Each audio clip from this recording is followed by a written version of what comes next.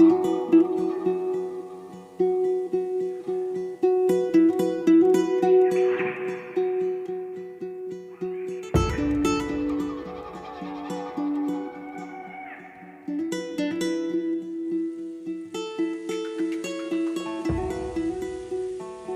acordei antes do sol, com Brasília coberta por um cinza que jamais pertenceu ao cerrado. Ao chegar à Autoridade Nacional de Convivência Interespécie, as luzes de emergência pulsavam como veias em colapso. A recepcionista, uma dríade trêmula, mal conseguiu me encarar. Doutora Barcelos, houve outro ataque. Na sala de contenção, eu encontrei um corpo impossível. Carne escurecida, vida sugada, energia residual vibrando como um sussurro antigo. Nada humano, nada registrado. Isso não foi obra dos orques, nem vampiros, murmurou Mariana às minhas costas. A sua análise era impecável, mas o que dizia era ainda pior.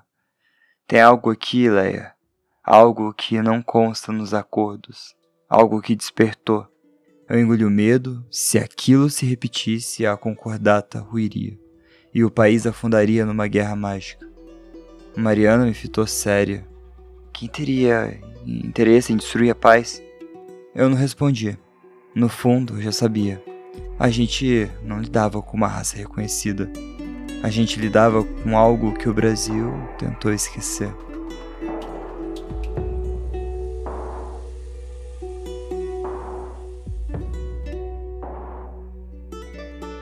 Esse é o primeiro capítulo do Dark Romance da Andrea Cedres, que se chama A Concordata das Sombras. Então, se você tem interesse em acompanhar essa saga, é só você acessar o Instagram dark.litera. O link vai estar na descrição desse episódio.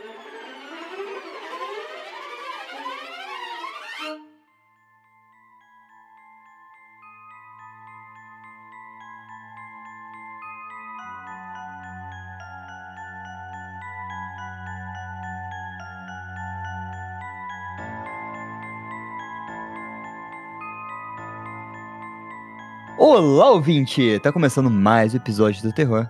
Eu sou o Fê. Eu sou a Cibis. E estão prontos pra pegar o presente no saco do Papai Noel? Porque esse episódio de Natal... Ho, ho, ho! Ho, ho, ho! Que Papai Noel foi esse? Eu cheguei muito perto do microfone e gritei muito alto. Era pra ser bem aterrorizante. Ho, ho, ho! E mais o ano que tá encerrando. 2026 a gente vai fazer 5 anos de podcast, então talvez a gente faça uma retrospectiva, mas esse ano não esperem nada além de um episódio de Natal e a gente se vê em 2026. É o que estamos podendo entregar, sem bater a cabeça na parede. É isso, gente, me desculpem, mas a gente volta em 2026 entregando tudo e muito mais um pouco, porque eu tenho várias ideias aqui na minha cabeça. Aproveitando aqui que a gente tá fazendo a introdução, olha aí, eu esqueci como é que faz a introdução do podcast, porque faz um mês que eu tô gravando Pample pra vocês, espero que vocês tenham gostado. E se você ainda não escutou Pample, escuta lá, cara, é uma creepypasta maravilhosa e escuta 2 vezes, aqui no Terror e lá É na a minha Cibele. creepypasta favorita, tá, gente? Pra quem É, não ouviu ainda tá com preguiça, ela é muito boa. a cada capítulo que passa dela, ela vai ficando melhor ainda. É porque o primeiro episódio você não dá nada por ela. No último você tá, tipo, olhando pro nada, pensando em tudo. Você tá chorando. Tá chorando, desesperado. Você tá chorando.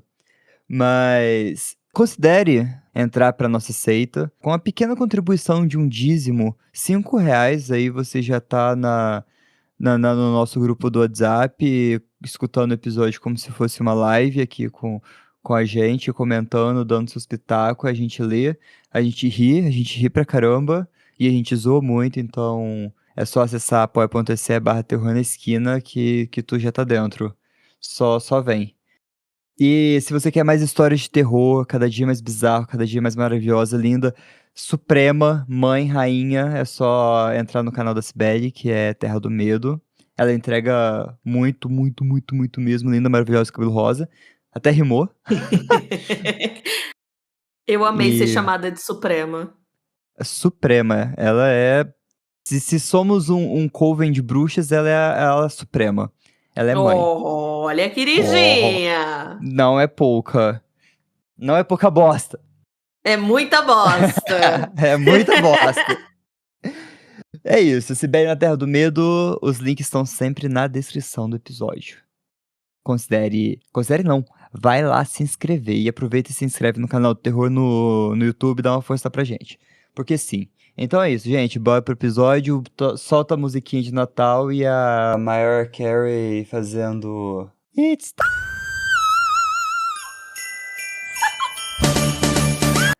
Antes que deletem isso por parecer o delírio de alguém com problemas mentais, eu quero dizer que, embora eu tenha bebido um pouco enquanto eu escrevo, já que é Natal, eu não tenho diagnóstico de nada além de síndrome de Asperger. Eu não tenho alucinações. Era véspera de Natal de 2019. Eu me envolvi em uma briga de bêbado e tive que passar 24 horas, o dia do Natal, em uma cela vazia e silenciosa. Eu tava de ressaca na hora e tinha apanhado da polícia por tentar me exercitar na cela. Bom, depois de encarar as paredes brancas por tanto tempo em um estado de miséria total, eu vi fadas. Eu não acredito em fadas ou em qualquer coisa paranormal e, no entanto, elas estavam lá, voando pela minha cela. Eram pequenas figuras femininas com asas de libélula. Elas nunca falaram, até onde eu me lembro, apenas voavam pelo ambiente e eu brincava com elas. Eram semi-transparentes, vestidos com cores vibrantes e eu não conseguia tocá-las. Tinha mais ou menos o tamanho de uma mão, cerca de 25 centímetros. Adendo aqui, gente, que mãozona, 25 centímetros. Eu cheguei até a medir minha mão pra ver. Carai, é verdade, eu não tinha nem notado. Eu decidi que elas tinham vindo me fazer companhia e me manter são. Eu as vi por apenas 1 minuto, algo assim, e então elas sumiram. Depois disso, eu decidi que eram apenas frutos de uma mente traumatizada e subestimulada, já que células de prisão são feitas para serem desagradáveis e a mente pode criar coisas nessa situação de solidão. Eu nunca mais as vi. Até essa manhã, exatamente 2 anos depois. Eu acordei nessa manhã de Natal, com as mesmas fadas voando pelo meu quarto. Eu vi uma delas claramente. Ela sorriu e voou ao meu redor e eu lembrei dela como uma velha amiga. Minha mãe entrou no quarto e eu, meio em transe, disse a ela que as fadas tinham vindo me visitar de novo. Ela achou que eu estava sonhando, mas eu estava muito bem acordado. Onde eu moro, aqui no sudoeste da Inglaterra, fadas são algo em que muitas pessoas acreditam. E isso já vem de séculos. Após o primeiro evento, eu visitei recentemente uma prisão assombrada nas proximidades, a prisão de Bodmin, e eu soube que uma idosa escapou da sua cela sem explicação plausível. Pelo resto da vida, ela jurou que as fadas ajudaram. Mas, para mim, elas não passavam de ficção, algo em que eu nem sequer pensava. Eu suponho que possa ser algum tipo de trauma, já que em toda véspera de Natal, desde então, eu tenho pesadelos fugindo da polícia como eu fiz naquela noite. Eu gosto de considerar explicações racionais, mas eu tô começando a achar que eu acredito em fadas. Eu espero que elas me visitem de novo. E aí, gata, o que que tu acha? Tu acha que ele só tá traumatizado mesmo ou que ele tá vendo fadas? Eu vou falar isso com muita dor no coração, porque eu sei que toda hora que você fala que você não acredita em fadas, uma fada morre, mas eu não acredito em fadas. Mas mas aí eu vou bater palma, porque diz que elas ressuscitam, né. Quando você Porque bate vai que palma? existe. É, tem que bater palma Então, pra quando elas você fala que não ressuscitarem. acredita em fada, uma fada morre. Desculpa, fadas que estão escutando esse podcast. Tava aqui, tá desesperada no chat falando: "Não, você acabou de matar uma". Então, gente, eu já me desculpei. E já bati a palma. E o podcast vai repetir isso no áudio. Será que gravações falando que pi, matam fadas da mesma forma? Eu acho que não, eu acho que vale a vez que você falou de verdade, assim, que nem eu É, faz falei. sentido. Eu nem sei se a vez que você leu na história conta, porque não é uma coisa que você falou do fundo do seu coração, entendeu? Entendi. Você falou de verdade, Sibs, o quê? Eu não vou repetir, gente, eu não vou, porque se fadas existirem, eu não quero ser uma serial killer de fadas, tá? Será que você não mata elas de velhice? Ou de alguma doença? Eu acho que é morte súbita, eu acho que, tipo assim, ela tá vivendo, voando e de repente cai dura no chão. Sei lá, tá passando uma roupa com a família, assistindo É, novela e morrer. Tá dando mamar para o neném dela, neném fada e morre, sabe. Quando eu era criança, pré-adolescente, assim, eu tive um pouco de hiperfoco em criaturas míticas, tipo fadas, duendes, elfos e etcétera. E eu fiquei bastante traumatizada, porque eu descobri isso é um bom tema pra gente trazer, inclusive, para um episódio do terror. Eu descobri que eles não são tão bonzinhos assim, até por isso que eu tenho medo e respeito garra-duendes e não quero um. Porque realmente eles não, tipo assim, eles não são essas coisinhas fofinhas, é porque a Disney adora transformar coisas malignas em coisas fofas. Disney é o Monteiro Lobato dos Estados Unidos. É, sabe.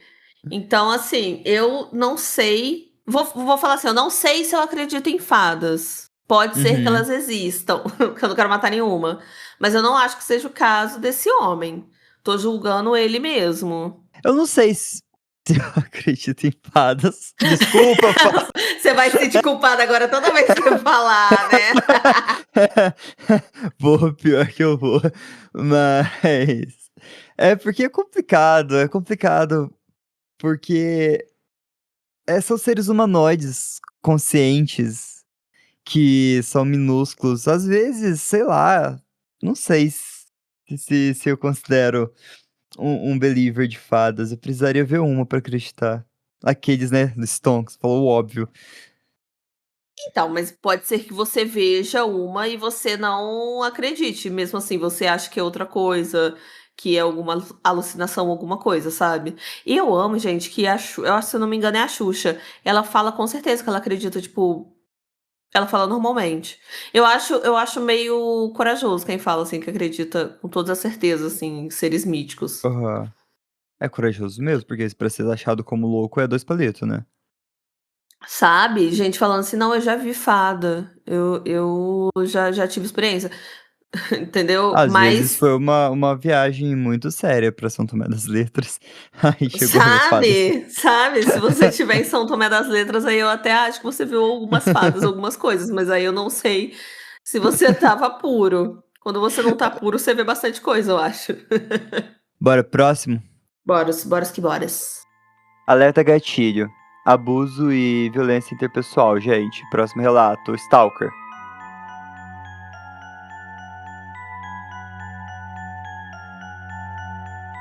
Li recentemente uma história no Let's Not Meet que me trouxe velhas memórias da ex-namorada maluca do meu pai. Isso aconteceu quando eu tinha cerca de 8 anos ou 9 anos de idade, então eu acredito que tenha sido no ano de 1997. Meus pais tinham se divorciado vários anos antes, então eu e minha irmãzinha, 2 anos mais nova, costumávamos ficar com nosso pai a cada 2 fins de semana. Um dia, ele apresentou a sua nova namorada, Raquel, uma mulher loira e alta que aparentemente tinha vencido algum tipo de concurso de beleza ou alguma coisa assim. Eu me lembro daqueles primeiros meses conhecendo a Raquel como algo divertido. Ela parecia uma mulher legal. Também acho que a minha impressão inicial dela foi ajudada pelo fato de ela ter um papagaio cinza bem fofinho e um corvo de estimação que falava, o que, claro, deixou o meu eu mais jovem bastante em êxtase. Mas depois de um tempo as coisas começaram a mudar. Comecei a notar que ela podia ser um pouco estranha às vezes. Dizia coisas esquisitas ou agia de forma um pouco estranha. Começamos a vê-la com menos frequência quando ficávamos com nosso pai. Então, um dia, ele nos disse que eles haviam terminado e que não haveríamos mais. Ele também nos disse que não deveríamos falar com ela ou ir para casa com ela se ela aparecesse na escola. Não muito tempo depois, Raquel realmente começou a assediar o meu pai. Ela aparecia aleatoriamente nos lugares que visitávamos durante os fins de semana, tentava falar com a gente. Ela ligava sem parar para o telefone dele quando estávamos em casa, chorando, fazendo ameaças. Geralmente não parava, até ele tirar o telefone da tomada. Anos depois eu descobri que ela chegou a ameaçar matar a mim e a minha irmã em várias ocasiões, e que meu pai conseguiu uma ordem de restrição. Raquel também riscou o carro do meu pai com uma chave, invadiu a empresa dele para destruir tudo e roubou muito dinheiro, que ele nunca recuperou. Ela até começou a escrever cartas de ameaça para minha mãe. Meus pais sempre foram bons amigos desde o divórcio, e tudo culminou com uma carta das autoridades. Uma carta acusando meu pai de ser um abusador de crianças. Ainda me lembro vividamente de como a minha mãe nos sentou no quarto, segurando a carta com um olhar de profunda preocupação no rosto, perguntando se papai um dia tinha nos tocado de forma inapropriada. O que, claro, ele nunca fez. Mais tarde, descobriu-se que foi a Raquel quem acusou falsamente de tal coisa, em uma tentativa de impedi-lo de nos ver. Eu lembro de me sentir muito zangado e perturbado por ela ter chegado a tal ponto. A última lembrança que eu tenho da Raquel foi algumas semanas antes do Natal. Estávamos na casa do meu pai durante o fim de semana. Era um complexo de apartamento de 2 andares, com uma janela enorme que ocupava uma parede inteira, do chão ao teto, na sala de estar, onde tínhamos acabado de sentar para ver TV. Ao lado da janela tinha uma porta de vidro que dava para um pátio de pedra, margeado por um gramado que terminava em uma cerca-viva alta. E naquele dia em particular, as luzes externas estavam desligadas, o que significava que estava um breu lá fora, enquanto a introdução de Superman começava a tocar. No meio do episódio, de repente eu ouvi um barulho estranho e agudo vindo da janela. Parecia que algo estava arranhando o vidro numa tentativa de entrar. O sofá onde eu estava sentado ficava bem na frente da janela, então eu estava de costas para ela quando eu me levantei para olhar por cima do ombro, com o coração batendo forte no peito e pelos arrepiados como se eu estivesse sendo vigiado. Mas tudo o que aparecia era uma escuridão total espreitando atrás do meu próprio reflexo. A essa altura, meu pai também tinha ouvido o som e se levantado para acender as luzes do pátio. Quando o lado de fora foi subitamente inundado pela luz, eu me vi encarando o rosto de uma mulher loira sorridente espiando a nossa sala de estar. Eu preciso dizer que eu gritei. Tanto eu quanto a minha irmã pulamos do sofá como se tivesse sido queimado pelo fogo e corremos para trás do nosso pai. Quando olhei para a janela novamente, vi Raquel com as 2 mãos contra o vidro, em volta do rosto, enquanto tentava olhar para dentro. A porta do pátio estava bem ao lado dela. Puxei a camisa do meu pai e sussurrei se a porta estava trancada quando ela alcançou a maçaneta. Aquele milissegundo de dúvida passando pelo rosto do meu pai ainda me assombra até hoje. Raquel realmente parecia uma louca enquanto sacudia furiosamente a maçaneta em uma tentativa de entrar, parando brevemente para espiar pelo vidro de vez em quando. Eu lembro de pensar que meu pai parecia estranhamente calmo enquanto nos levava para trás de uma parede, dizendo para ficarmos fora de vista, enquanto ele caminhava em direção à porta do pátio. Imploramos para que ele não fosse lá fora, pensando que ela poderia ter uma faca escondida em algum lugar. Então ele abriu apenas uma fresta da porta, segurando firmemente a maçaneta, e perguntou o que diabos ela estava fazendo no quintal dele. Ela tentou convencê-lo a deixar entrar, exibindo um grande sorriso e jogando o cabelo, mas o meu pai obviamente não cedeu, dizendo para ela ir embora e falando que chamaria a polícia, ao que eventualmente ela cedeu, deixando um bando de presentes de Natal para trás. Quando Raquel saiu de vista, o meu pai saiu para garantir que ela tinha ido embora, pegando o que ela deixou no caminho de volta. Nenhum de nós quis saber dos presentes. Algo parecia muito errado com eles. Então eles acabaram indo totalmente embrulhados para o lixo. Cara, que história medonha, né? Olha, eu sei que é uma história medonha, pesada, não sei o que. Gente, mas eu sou uma pessoa muito curiosa, eu não conseguiria jogar esses presentes no lixo. Estava pensando exatamente a mesma coisa. Fê, eu poderia não ficar com os presentes, mas eu ia querer ver o que tem dentro. Claro, claro. Mas seria perigoso de qualquer forma, tá? Você Sim, seria perigoso. conhece o caso do Stalker da Bjork? Você conhece a Bjork? Não, da Bjork não, conheço. A Bjork eu Então, conheço. a cantora Bjork, ela tinha um Stalker que... Eu esqueci o nome dele, mas ele tirou a própria vida, né? E ele tirou a própria vida depois de ter mandado um presente pra Bjork, que graças a Deus Meu foi Deus. apreendido nos correios, porque o que ele mandou era um livro que quando ela abrisse esse livro ia esguichar ácido na cara dela. Ah! Aham. Aí, tipo assim, Meu ele não, Deus. esse caso é bizarríssimo. Ele se matou ouvindo músicas da Bjork, e tem o vídeo na internet, tá? É um negócio que você consegue achar. Dei um Google aqui, Ricardo Ricardo Lopes. Eu Lopes, ele lembro mesmo. desses vídeos e a cada vídeo que ele gravava ele ia ficando pior, não Pior, era? aham, aí com a cara toda vermelha, coisa e tal. E ele se matou ouvindo Bjork, depois de colocar o. E ele gravou, né? Obviamente, temos essas filmagens. E Aham. ele já tinha botado o pacote no correio. Graças a Deus, o corpo dele foi descoberto antes do presente chegar até a Bjork. Então, assim, não tô falando pra vocês abrirem presentes de pessoas suspeitas como essa mulher. Eu tô falando que eu sou curiosa e eu pecaria pela curiosidade nesse caso. Uhum. Não, poderia ser muito bem uma caixa de cookies envenenados, biscoitos Ah, isso envenenados. aí, gente, pelo amor Podia de ser um Deus. A monte de gente, hoje em coisa. dia, a gente sabe que a gente não pode comer nada que venha de lugares esquisitos. Se você não Sim, se você souber. receber um presente É, se você receber um presente sem remetente, tipo: "Ah, a pessoa deixou aqui pra você. Ah, tá de namoradinho, né?" é. Pô, desconfie. Não, gente, a quantidade de casos que tá tendo aqui no Brasil de envenenamento, essas coisas, não é coisa de comer, você realmente não come. Sim. Gabriel fez um bom ponto aqui, que ele falou: "Em resumo, não coma nada de ninguém, ou come todo mundo ou ninguém come". É, mas os casos que estava tendo, tipo assim, chegava coisa que nem a menina que o namorado até ela recebeu o bombom, isso aqui no Brasil, ela recebeu o bombom e ela perguntou pro namorado: "Foi você que mandou?" Ele queria pagar de bonzão e falou: Fui eu". E não foi. Foi a ex do cara lá que Aham, queria atentar contra a vida dela. E aí deu merda. Então, aham. assim, tem que tomar muito cuidado com essas coisas.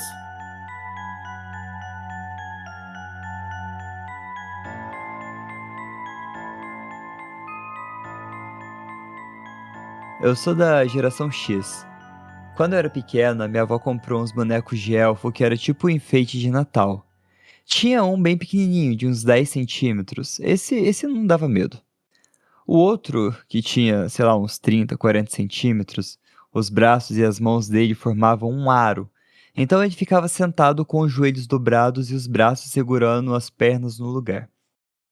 Eu odiava aquele troço. A minha avó achava que eu amava e vivia colocando ele no meu quarto quando eu ia dormir lá. Parecia que as expressões dele mudavam devagar e ele fazia umas caretas horríveis pra mim. Eu ouvia ele sussurrando coisas que não dava pra entender, mas quando eu olhava, a boca não estava mexendo. Eu acordava e a porcaria do boneco estava na minha cama. Acho que ela achava que eu estava brincando com ele, mas eu estava sempre tentando sumir com o boneco. Não era aqueles elfos do comercial de cereal, mas ele parecia um pouco com um deles, o Crackle. Então eu chamava ele de Crackle. Ela comprou um apartamento num prédio antigo em Atlanta e eu ficava basicamente zanzando lá fora. Eu devia ficar onde ela pudesse me ver pela janela. Eu tentei jogar aquele troço no lixo. Joguei em cima das árvores e fui até o limite de onde eu podia ir e arremessei o bicho mais longe que eu consegui. Enterrei debaixo de pedra, joguei na lixeira de outros prédios. O maldito sempre dava um jeito de voltar. Com certeza algum vizinho achava e pensava que eu tinha esquecido meu brinquedo favorito e trazia de volta. Depois que minha avó morreu, minha tia me mandou uma caixa com coisas que ela tinha guardado pra mim.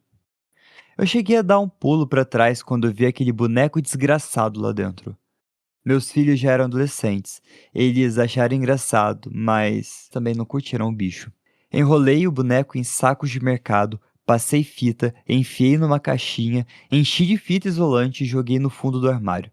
Alguns meses depois, joguei a caixa fora. Eu tenho certeza que eu joguei a caixa fora. Quando eu e as crianças fomos pegar os enfeites de Natal naquele ano, meu filho apareceu com a caixa. Achei que ele tivesse de sacanagem, que tivesse tirado do lixo e colocado junto com as coisas de Natal. Joguei fora de novo depois que as crianças voltaram para a escola após o recesso de Natal. No ano seguinte, a minha tia me liga. Ela estava se desfazendo de algumas coisas, e não é que ela achou o raio do boneco? Eu tinha certeza que tinha te mandado ele naquela caixa no passado. Quer que eu te mande? Sua avó sempre dizia o quanto você amava esse elfo. Eu não tive coragem de dizer, não, eu odeio esse troço a minha vida inteira. Então eu só disse que alguma outra criança ia gostar muito mais do que eu. Eu fiquei pensando, não é possível que existisse 2 deles. Ela mandou o maldito de volta pra mim. Eu empacotei ele no sal, cobri totinho com fita silver tape e joguei numa caçamba de lixo no trabalho. Sabe Deus onde ele tá agora. Eu adoro essas histórias de objetos que voltam pro O meu dono. microfone estava mutado, mas eu estava morrendo de rir aqui. Tipo, eu adoro no nível do tipo, se acontecer comigo, eu vou surtar achando que eu tô ficando louco. Não, então, é de pensar que você tá ficando maluco, cara. É, porque você tem a certeza de que você tá jogando fora, você passa fita, joga fora, joga a caixa fora. E como que ele sempre volta? Você começa a desconfiar que seus vizinhos estão te observando o tempo todo pra saber que você tá jogando fora e devolve pra tu. Porra, se eu tô jogando fora é porque eu não quero essa bosta perto de mim. Nossa, mas aí também os vizinhos estariam super hiper focados em te devolver algo que você está claramente jogando fora, sabe. É uma situação muito bizarra. Então. Ah, e eu acho que o OP foi meio boca aberta. Porque ele devia ter falado, eu não gosto desse raio Então, desse é, elfo também, eu né? achei ela meio chonga, tá. Eu achei. Porra, o que custa você chegar e falar, sabe, deixa claro. Acho que desde sempre, se ela não gostava e a avó dela estava sempre botando, porra, avisa. Não, e falava, esse elfo aí tá aparecendo toda hora pra mim, não tá legal isso. Fala: "Vó, tenho medo, Mas não ela, quero, não põe de volta". é, Comunicação, gente. menina risonha, que ri e que é tonha. Tipo isso. Ai, gente, histórias que se houvesse o pingo de comunicação não existiriam. Aham, ou continuaria Ou voltando pro continuaria OP, voltando. vai Às saber. vezes às vezes o problema não é esse, né, às vezes se fosse para o lixo iria voltar de alguma forma. É, igual o Gardoen. Ih, será que não é a maldição do elfos? Dos elfos? Então, porque Garra Doente tem essa coisa também, né.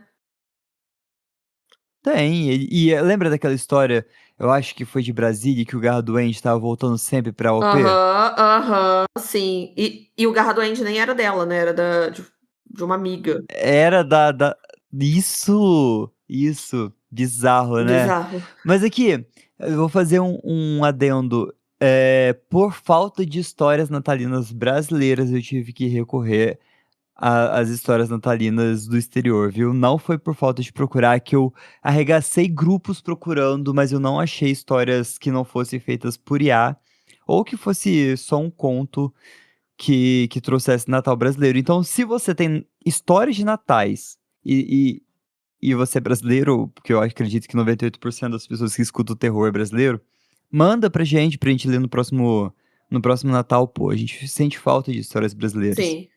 Que é uma pegada Brasílias aqui pra contar uns negócio. Pô, eu não quero escutar histórias de Natal que passa na neve, eu quero escutar Natal que a pessoa tá na praia com Havaianas. É, isso aí. É isso aí. Próximo. Bora, bora. Boras que boras.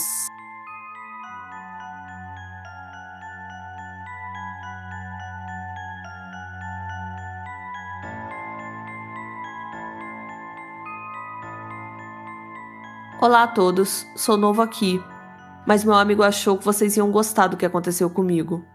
Me desculpem os erros, sou francês. Eu tinha uns 20 anos e era o meu primeiro apartamento sozinho. Já tinha morado com outras pessoas antes, mas dessa vez eu estava só. Era um apartamento de um cômodo e um banheiro, dentro de um predinho de 3 unidades. Ele ficava atrás de outro prédio de apartamentos que ficava entre nós e a rua. Detalhe importante para a história. Eu estava no meu sofá, jogando, quando eu ouvi a porta chacoalhar atrás de mim. Eu não esperava visitas, então eu abri com curiosidade e eu vi uma mulher na casa dos 70 anos, vestida com um casaco de inverno vermelho com pele branca. Ela parecia Mamãe Noel em carne e osso. Agora, isso não é incomum, embora tenha sido um pouco chocante, mas ainda assim. Quando eu perguntei: Oi, o que a senhora está fazendo aqui? Ela disse: Bem, esse é o meu lugar. Onde está o Papai Noel? Sem aviso, ela me empurrou para o lado, entrou e começou a dar tapinhas na parede. Perguntei a ela: com licença, o que a senhora está fazendo? Ela me olhou direto nos olhos e respondeu da maneira mais mentalmente estável possível: eu tô procurando a passagem secreta. Eu tenho que encontrar o Papai Noel. Onde ele tá? Com a minha cara de confusão, ela sai correndo e vai para o meu banheiro. De pé dentro da banheira, ela começa a dar tapinhas na parede ao lado, resmungando algo sobre o Papai Noel de novo. Eu resolvo chamar a polícia. Eles chegam bem mais rápido, mas assim que ela me ouviu falando com eles, saiu em disparada dizendo: o Papai Noel não tá aqui de qualquer maneira. A polícia encontrou um fosso de pátio no apartamento em frente ao meu. Ela caiu de lá. Eles não sabem quem ela era, mas estavam investigando. Gente, a mulher tantã. Não, Loucura, né? ela tem Ah, real algum transtorno, né? É porque eu tava falando sei. isso num vídeo que eu tava gravando até pro Natal, na Terra do Medo.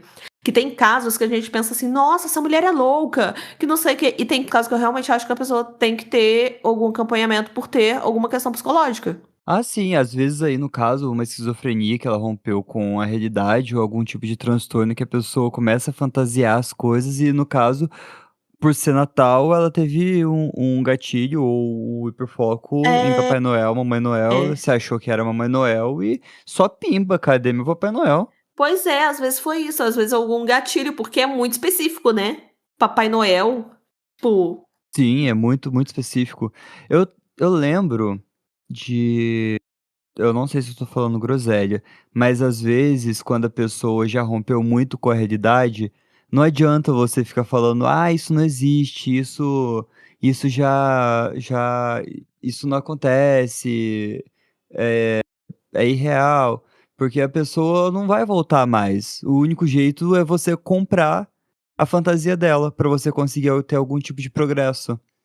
Eu achei isso fascinante. Mas se fosse eu, numa situação dessas, eu nem sabia disso, tá? Eu acho que eu iria realmente, no caso dessa mulher, por exemplo, entrou uma mulher vestida de Mamãe Noel na minha casa procurando Papai Noel. Eu acho que eu iria comprar dela pra dar tempo de eu chamar realmente um hospital, uma polícia, porque senão, se a pessoa tá em surto, tá tendo um surto de alguma coisa, tá tendo uma crise de alguma coisa, e você for contra, a pessoa não vai te dar credibilidade. Se você for a favor dela, se você concordar, eu acho que fica mais fácil dela confiar em você pra aí você conseguir alguma ajuda pra ela. Ah, sim, às vezes até acalmar a pessoa se ela estiver tendo algum tipo de surto. Nesse caso, você chamaria polícia, bombeiro ou ambulância? Eu acho que eu chamaria a polícia. Eu acho que eu chamaria a A polícia. polícia? Talvez eu ligasse para um 90, pelo menos pra me informar pra quem que eu ligaria, Aham, sabe? Tipo, aham, faz sentido, faz porque sentido. realmente não é uma invasão normal. Ela não invadiu ali pra te assaltar. É, é uma pessoa que tá precisando de uma ajuda É, médica, né. é. Gente, é porque eu penso assim, quando eu era criança, eu achava que adultos sabiam lidar em qualquer situação. Hoje eu sou eu Aham. sou adulta, eu sei que eu não sei me lidar em todas as situações. Às vezes entra um bicho um pouquinho maior aqui em casa, eu fico pensando: "Se entrar um guaxinim, se entrar uma cobra na minha casa, pra quem que eu ligo?". Aí outro dia a gente estava gravando um episódio para os apoiadores da Terra do Medo, e aí surgiu: "Gente, eu não sei o número dos bombeiros". Aí a gente foi pesquisar o número dos bombeiros, acho que é 193. Aí que eu descobri o número dos bombeiros, porque eu não sabia. Então, assim, às vezes a vida adulta, ela tem essas surpresas. Teve algum dos episódios que eu estava gravando, que me veio na cabeça, eu não sei se eu cheguei a comentar com quem estava gravando, nem lembro quem olha a minha memória de peixe. Eu tive que pesquisar, porque eu não sabia eu sabia que era o 90 e o 93, mas eu não sabia qual que era qual. E tem o 192, que é o SAMU, né. E uma vez que eu precisei ligar pra polícia e eu disquei 911, te juro. E deu certo, e deu certo, deu Caiu certo. na Caiu polícia? na polícia, eu juro. Caiu Uau! na polícia normal. Eu Porra! disquei, tipo, e era pra eu denunciar coisa de barulho, que estavam fazendo algazarra em frente à minha casa. Aí eu fui e liguei, Aham. disquei 911 e deu. Gente. Caramba, que curioso isso. Louco, Então né? você pode, às vezes, por muita influência de filme americano, você discar às vezes aumentou o número de discagem para o 911, né. Às vezes também porque, querendo ou não, por exemplo, Rio de Janeiro tem muito turista, tem muito gringo. Às vezes botaram pra tudo enviar para um 90, sabe, pra ter tipo assim, 911, às vezes uma pessoa, um gringo numa situação desesperadora vai ligar para o 90, porque o 90, assim, gente, o 90 não, o 911. A minha fonte são filmes americanos, a série do Ryan Murphy, 911, mas que, pelo que eu percebi lá, eles não têm vários telefones, é tudo no 911 e aí o atendente do 911 te direciona pra onde você quer. Ah, é uma polícia, ah, é um bombeiro, ah, é um não sei o quê. Bora pro próximo então, Boras que bora pro boras. próximo.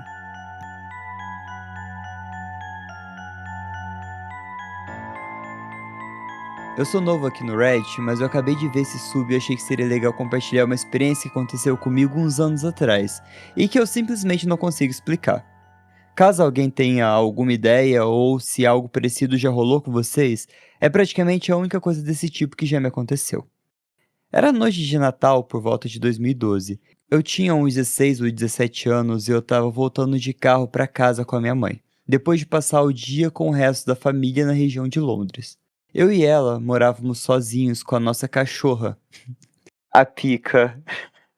A gente Ah, jogava não, pelo conversa. amor de Deus, gente, isso aqui tá série. A Paica, a Paica. A gente estava jogando conversa fora sobre o Natal, aí o papo mudou pro Papai Noel e a gente começou a falar de outros personagens lendários, tipo o Coelhinho da Páscoa, a Fada do Dente. Daí a gente conversou um tempão sobre como, quando eu era pequeno, a minha mãe guardava os meus dentes de leite num potinho que tinha uma fada azul no topo, bem parecido com esse que tá aqui no link. E eu lembrava bem desse pote da minha infância, mas eu não via ele há muitos anos. Eu lembrei que a última vez que eu tinha visto, ele estava meio que enrolado com fita isolante preta. Claro, para ele não abrir sozinho. E se eu tivesse que chutar quando foi isso, eu diria que fazia vários anos. Provavelmente na época em que estávamos mudando de casa e empacotando as coisas. Lá para 2007, uns 5 anos antes. A gente conversou bastante sobre os dentes de leite e sobre esse pote. Minha mãe até comentou que não o via fazia muito tempo e que esperava que não tivesse perdido na mudança. Eu lembro até de ter dito que achava meio nojento ela ter guardado todos os meus dentes e que eles estivessem jogados em algum lugar da casa. Enfim, esse assunto rendeu um tempo e depois mudamos de papo. Chegamos em casa logo depois. Entramos, cumprimentamos a cachorra como sempre. Minha mãe foi para a cozinha e eu fui logo atrás.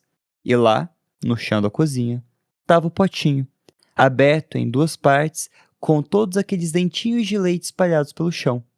Minha primeira reação foi achar que minha mãe estava tentando me dar algum tipo de susto, embora ela nunca tenha me pregado uma peça a vida inteira. Mas aí eu olhei para a cara dela e percebi que, com certeza, não era isso. Ela surtou na hora e começou a ligar para todo mundo que conhecia para contar o que tinha acontecido. A minha cachorra, Paika, já estava bem velhinha na época, uns 11 anos, e era super dócil quando a gente saía. Ela nunca revirava as coisas nem nada do tipo.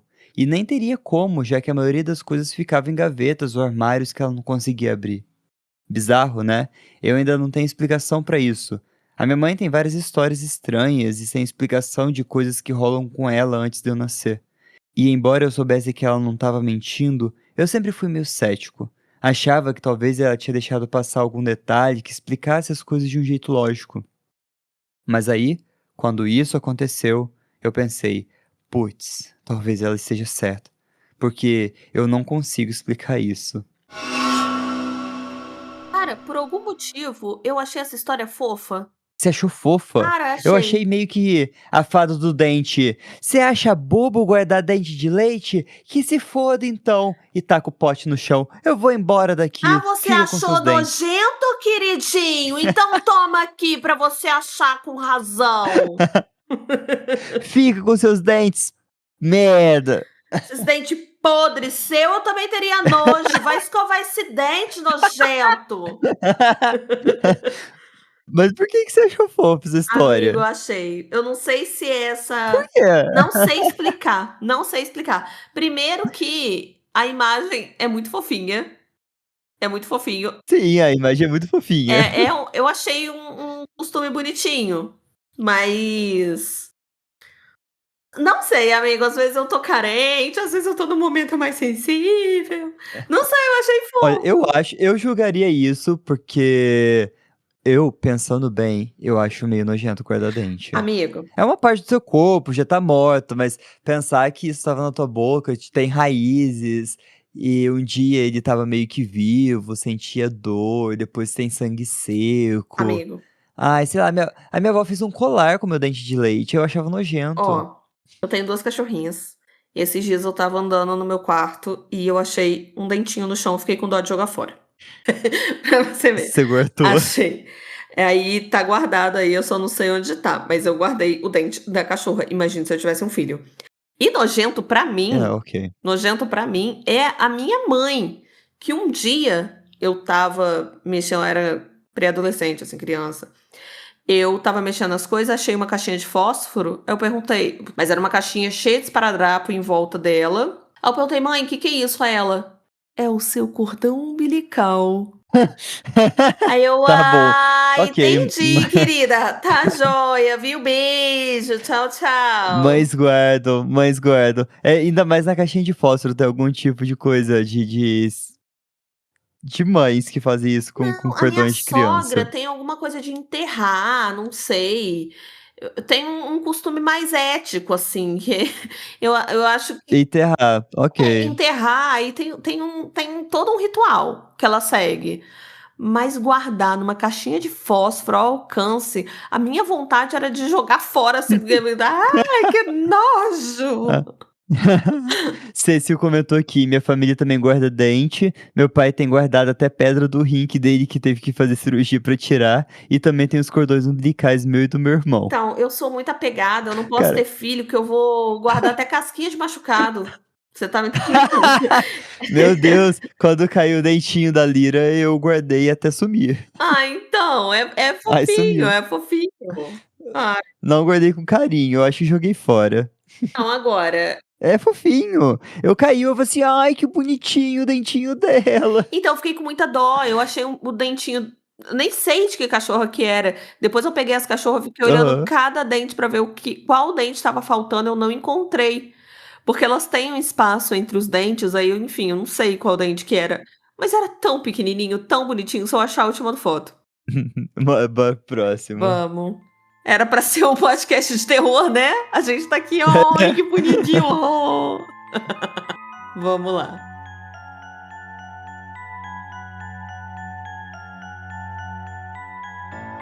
Isso aconteceu há alguns anos, poucos dias antes do Natal. Entrei na cozinha e minha irmã, meu irmão e 2 primos estavam sentados em volta da mesa. Coloquei água numa caneca, um saquinho de chá e botei no micro-ondas. Nesse momento, minha prima me perguntou: O que você tá fazendo? E eu respondi: Ué, chá? E ela disse: Não, eu quero dizer, por que você tá usando micro-ondas? Eu não entendi o que ela quis dizer, já que era assim que eu costumava fazer chá na época. Foi aí que meu outro primo e meus irmãos entraram na conversa, dizendo que eu, mais cedo naquele dia, tinha dado um sermão em todo mundo sobre como micro-ondas não são saudáveis. Eles até citaram um estudo que eu teria mencionado, onde pegaram água fervida e água de micro-ondas, deixaram esfriar e regaram plantas com ambas. E a planta com água de micro-ondas morreu. Eu fiquei totalmente confusa. Além de não ter nenhuma lembrança dessa conversa, eu nunca tinha ouvido falar desse estudo. E especialmente naquela época, eu usava o micro-ondas o tempo todo. Minha prima até pesquisou e viu que o estudo realmente existe. Já foi desmentido, mas enfim, é algo que circula por aí. Todos ficamos perplexos. No começo, eu achei que eles estavam me zoando, e eles acharam que eu só estava brincando. Mas de uma coisa eu tenho certeza: eu não estava brincando com eles. E eu realmente não acho que eles estivessem mentindo pra mim. Primeiro porque seria uma pegadinha muito elaborada e estranhamente específica. Eles nunca fizeram nada parecido antes ou depois disso. Além disso, anos depois, meu irmão mais velho, que é um cara super prático e sério, sustenta que se lembra perfeitamente do meu sermão. E meus irmãos e primos nem se gostam tanto assim a ponto de conspirarem algo juntos. E vem aí a cereja do bolo. Algumas horas depois da confusão inicial, estávamos discutindo o assunto de novo, porque, sério, que porcaria foi essa?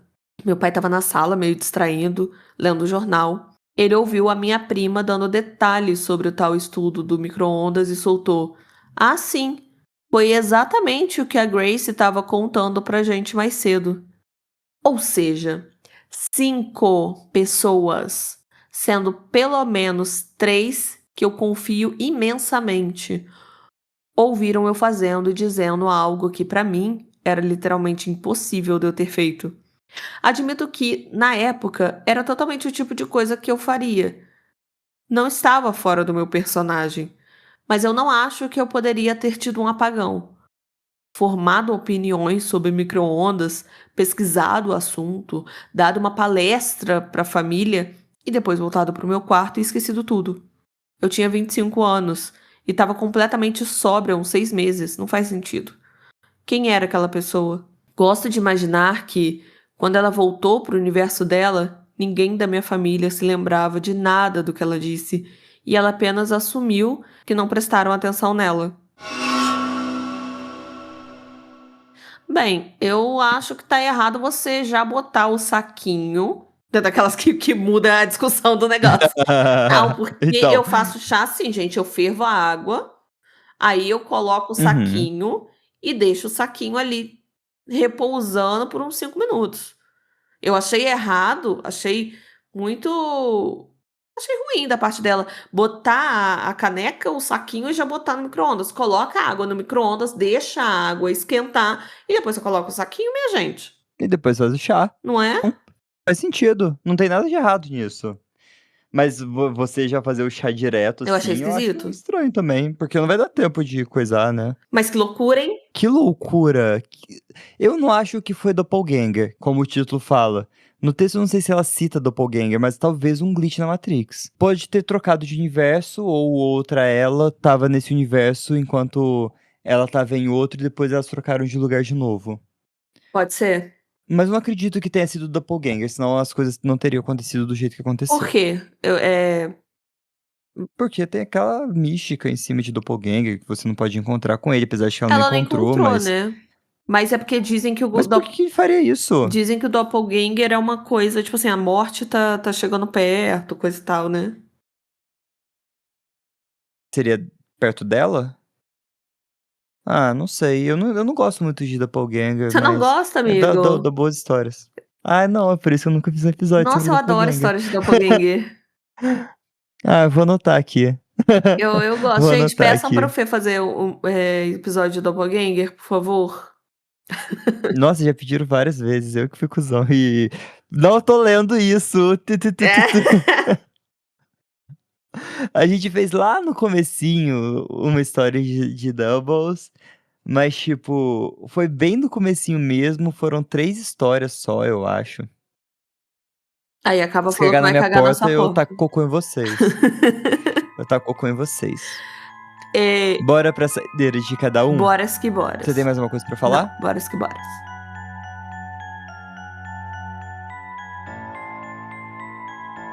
Eu acabei de descobrir esse subreddit e as histórias me lembram de algo que aconteceu com a minha mãe há 1 ou 2 anos.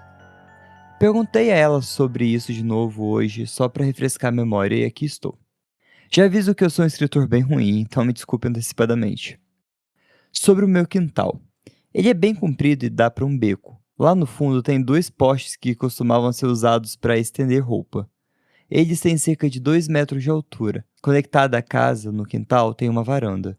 É basicamente um cômodo onde 2 paredes foram retiradas e substituídas por telas de arame. Agora a história em si. A gente mora em uma casa de 2 quartos. Eu, minha prima, o filho dela, minha mãe e meu avô. Eu e minha mãe dividimos um quarto até que minha prima engravidou. Minha mãe cedeu o nosso quarto para ela não ter que dormir num sofá desconfortável. Por um tempo, eu e ela dormimos na sala. Ela no sofá e eu em um colchão de ar. Até que, há 2 anos, minha mãe transformou um cômodo no porão em um quarto para mim de presente de Natal, para que eu pudesse ter um pouco de privacidade. Minha mãe ainda dorme no sofá da sala, então ela não tem privacidade nenhuma, exceto pela varanda nos fundos. Por isso, ela passa basicamente o dia todo sentada lá. Deve ter sido há 1 ou 2 anos, no final do verão ou início de outono. Ela estava sentada na varanda, como de costume. Olhou para o quintal e viu algo parado no beco, logo atrás da nossa cerca. Estava bem escuro, então ela não conseguia distinguir exatamente a aparência, mas disse que tinha uma figura humana. Ela era completamente branca e tinha mais ou menos a altura dos postes do varal.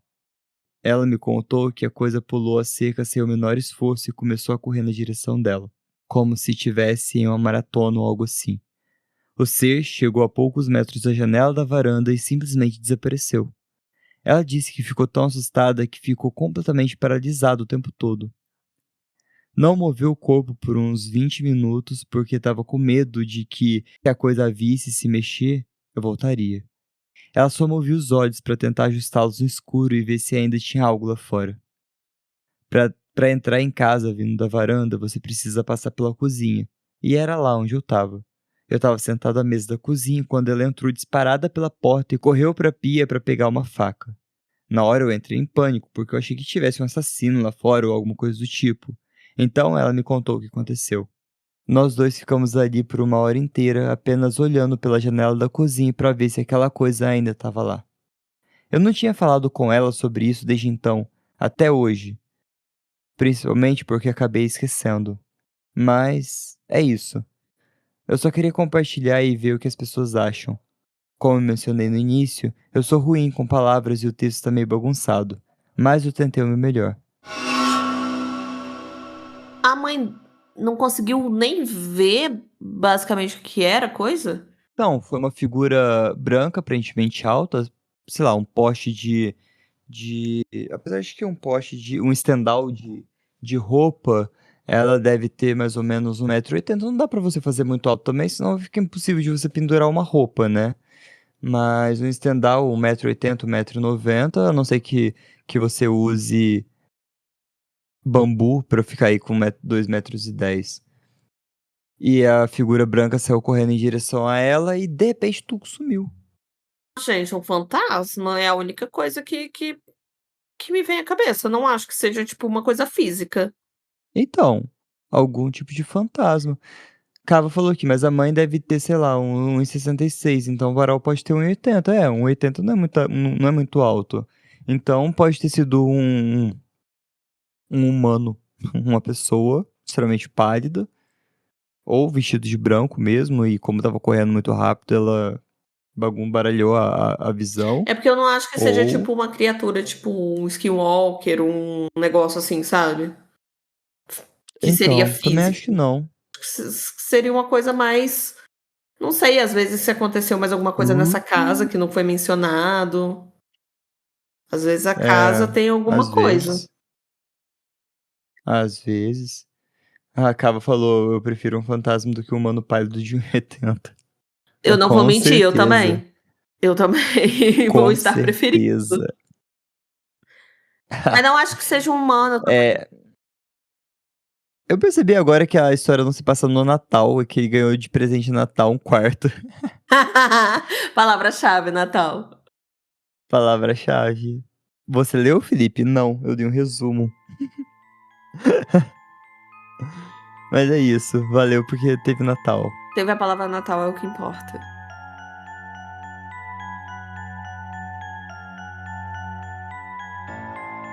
Eu tinha 16 anos, era véspera de Natal e estava nevando muito. Meus pais e eu estávamos na sala com as luzes da árvore acesas, tomando gemada e abrindo presentes das meias, como era nossa tradição. De repente, ouvimos a aldrava da porta batendo muito forte 3 vezes. Não vimos ninguém pela janela, mas meu pai abriu a porta e olhou para baixo. Havia um gato preto ensanguentado deitado bem no limite da porta, sobre a neve. O que foi bizarro é que não havia pegadas humanas na neve, nem marca de pneus, e logisticamente não haveria como não termos visto alguém que tivesse colocado o gato ali. Ele ainda estava vivo, então fechamos a porta e o deixamos lá. E ele sumiu pela manhã. Ah, só que não, que bom, né, queridinho? Minha família e eu somos apaixonados por animais. É claro que acolhemos e o deixamos confortável. Era um macho jovem, não castrado, que tinha se metido em uma briga terrível. Alguns dias depois, o levamos ao veterinário e ele se recuperou bem. A coisa estranha, além das batidas e a falta de pegadas na neve, foi que minha mãe deu o gato para um amigo nosso que morava na mesma rua. Uns 4 ou 5 meses depois, o gato, já feliz e parte da família, acordou todo mundo uivando e gritando, surtando completamente. Acontece que um incêndio elétrico tinha começado na garagem e um dos carros também estava pegando fogo. Eles acordaram, todos ficaram bem e o carro não explodiu. Apenas a garagem foi danificada. Mas eles tiveram muita sorte no geral, especificamente porque havia todo tipo de material inflamável na garagem. No começo deram a ele um nome bobo, tipo Shadow, mas depois mudaram para Clark, por causa do Superman. Ele era um gato muito legal e viveu até ficar bem velhinho. Passada com Fofinho isso. também, né? Mas tu acha que ele pode ter invocado forças sobrenaturais pra bater na porta e alguém resgatar ele? Ou você acha que só tava nevando e uma nevasca e a pessoa que deixou ele lá, bateu na porta, foi embora e a neve tampou a pegada? Então, não é porque eu sou uma pessoa cética, né? Então, acho que seria mais provável que alguém bateu e saiu correndo. Só que só que eu não sei, nesse caso é tudo muito doido, porque é você confiar muito que a pessoa daquela casa vai salvar aquele gato. É, confiar é um tiro no escuro que a pessoa deu. Às vezes eles sabiam que desgostavam muito de animais. Às vezes era um vizinho que era conhecido. Pode ser, mas eu não sei. Esse caso eu achei bem sobrenatural, assim. Eu acho que eu gosto de acreditar que foi realmente Aham. forças sobrenaturais, porque poderia ser na casa de qualquer pessoa, sabe. E tanto que quando eu li a parte de: "Ai, a gente deixou ele ali e tal e vivemos a nossa vida", eu achei que era de verdade. Eu ia ficar puta, mas tipo assim, super tem gente que deixaria mesmo. Sim, sim, tem gente que deixaria muito. Cava até comentou aqui: que "Ah, tá, vou devolver a pedra para o chão". É, tipo isso. Ela já tá Nossa. na hora que eu olhei, eu falei assim: "Gente, eu não acredito que a pessoa fez isso". Aí depois: "Não, é zoeira". Aí eu falei assim: "Ah, ufa", senão eu já ia denunciar o post no Reddit. Não, gente, porque realmente. Agora, criança e animais têm fama de serem sensitivos, né. Sim, é E às verdade. vezes esses Gatos abrem portais. gatos abrem portais. Não Eu sei, nunca dizem tive que um sim. gatinho. Eu já tive vontade de ter Eu gato. também não. Mas, não sei, às vezes foi uma das 7 vidas do gato, ou 9, dependendo da Hã? lenda, que pegou e bateu ali para o gato ser salvo. É, Ah, gente, pode mas sim. se acontecer alguma coisa desse tipo com vocês, salvem o bichinho. Nem que vocês tenham que fazer Né, uma vaquinha online para as pessoas ajudarem. faça um lar temporário, procure urgentemente uma pessoa que possa cuidar, que já se você não estiver disposto e com certeza vai ter pessoas que vão te ajudar. Então ajude, não deixa a criaturinha morrer não, pô. É, sabe, ai tadinho, e no frio. É, na neve ainda, pô. Eu fiquei feliz que o gato Mas teve um final também gato feliz. fica brigando, né. Gato ordinário. É, gato fica inclusive, coloquem tela na casa de vocês quando vocês tiverem gato, tá, gente? É bastante importante. Porque há um tempo atrás a gente acreditava muito disso, que gato é um ser livre, que gosta de andar na rua, mas, gente, é perigoso pra doença, é perigoso pra ser humano, que tem um monte de ser humano bosta que faz maldade com gato, gato entra em Tem briga. mesmo. Gente, várias questões. Deixem o gatinho de vocês dentro de Volta casa. prenha. É, deixa o gatinho de vocês bem quietinho dentro de casa. Bem Aí, bonitinho. outra história que eu achei fofa, tá? Só queria falar isso. É fofa, ela só é insólita, né? É. Em partes. Em partes insólitas. Apesar de que o gato alertou o vizinho, né, que adotou ele depois da explosão que teve na garagem. Ah, meu filho, o gato tá agradecendo que foi adotado. Não, vamos ser vigilantes dessa casa. Eu vou ler uma creepypasta pra vocês. Ela é grandinha até. E ela vai ser igual foi Pimple, num estilo mais narrativo, ao invés de ser contado. Fechou? Ela se chama A Queda de um Floco de Neve. Ela começa assim.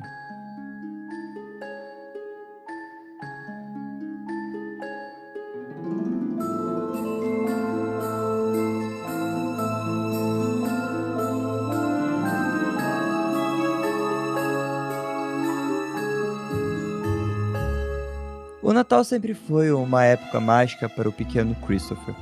Desde que ele se entendia por gente, o Papai Noel descia pela chaminé, deixava os presentes, comia os biscoitos, bebia o achocolatado e alimentava as cenas.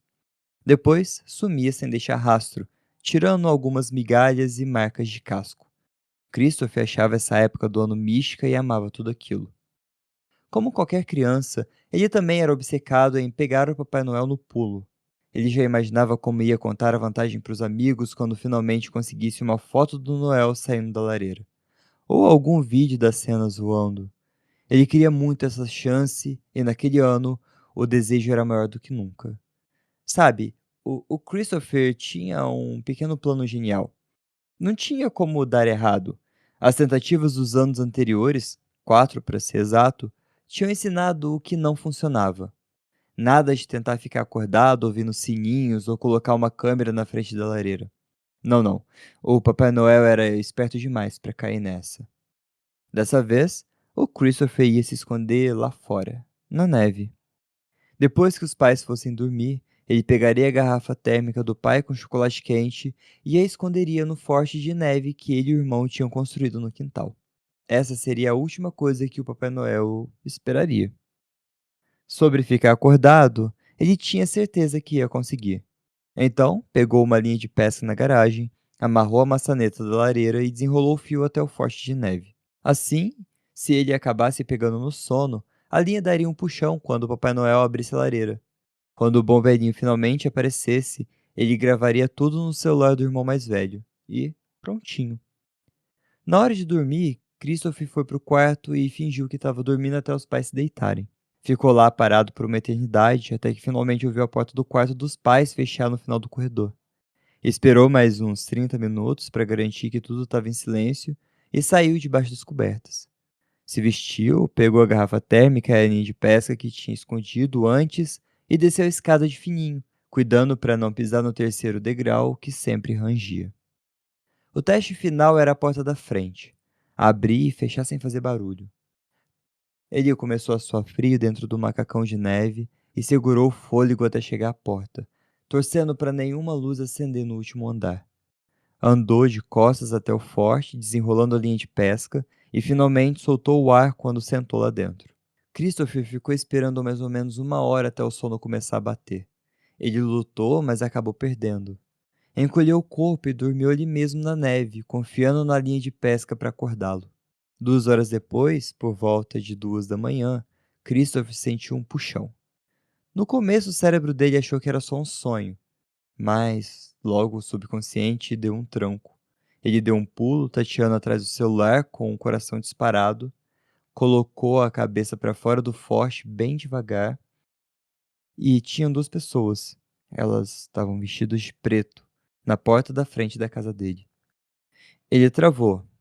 Ele não conseguia pensar, mas de algum jeito sabia que aqueles dois não eram boas pessoas. O medo foi tão grande que ele acabou se urinando e desmaiou ali mesmo, de cara na neve. Acordou alguns minutos depois com o som dos gritos da sua mãe. Chris? Não Christopher, desde o assassinato dos pais. Ele não falava com o irmão, o Jonathan, e fazia quase um ano.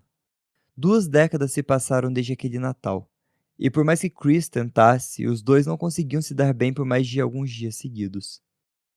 Jonathan tinha acordado no meio daquela noite de Natal para pegar um lanche e, ao passar pelo corredor, viu que o Chris não estava na cama.